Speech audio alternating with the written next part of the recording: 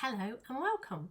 I want to talk to you today about your feelings and why they don't matter in the way that you think they matter.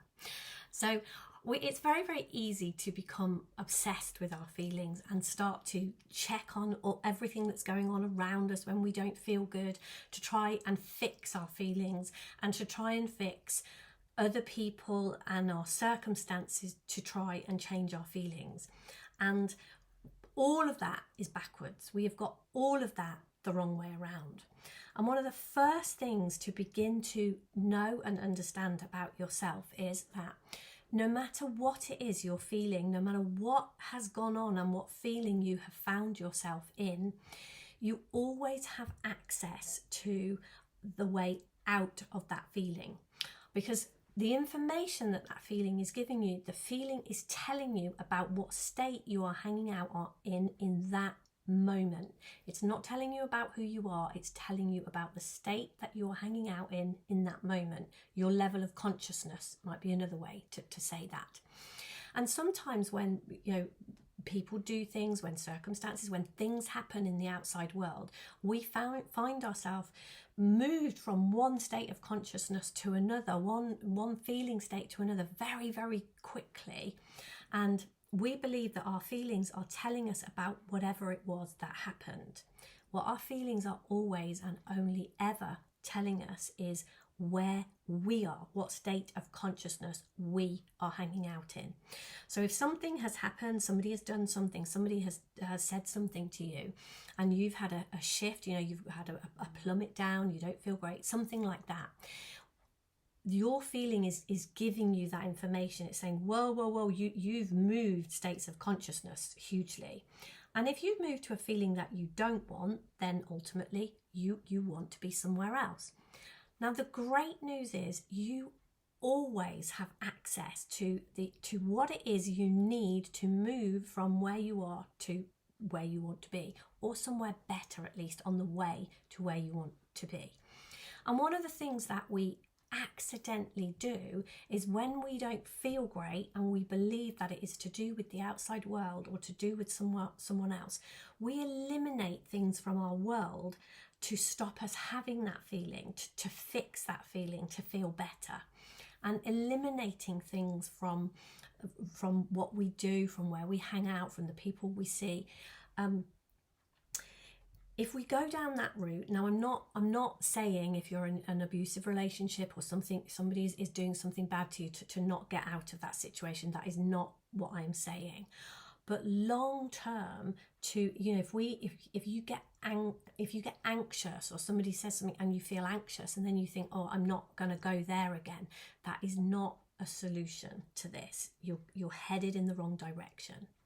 So first off, understanding your feelings are telling you about your own level of consciousness, the information about the state you are hanging out in. So that's the first thing to know. Then the next thing to absolutely know is what you need to change that, what you need to do so that you don't hang out there anymore in anxiety or fear or any of those feelings that you don't like, is your own imagination, your own ability to think creatively, your own spiritual gift of thought is your savior in these moments. That is the thing, the only thing, no matter what you believe gets you out of that, the only thing that will ever move you to a different state is your own imagination. It's what got you to where you are now, it's what will get you out. And learning to understand your imagination and use it to your own advantage, not against yourself, is key in these scenarios. So first of all, know your feelings are telling you about your state, and secondly, know that the thing that you need to get you out of that, your own imagination, is always yours. And no matter what you are feeling, no matter how bad, no matter how trapped, no matter how scared, and no matter how anxious, you will always have access to your own imagination. Now, it will take practice, potentially, if this is something that's been happening to you, something you struggle with, it will take practice. in a normal state of mind, when you're not when you're not fired up, when you're not in a bad state, it will take practice to play in your imagination and learn about it, get to know it, get to go there so that you can go back in these moments when you need it.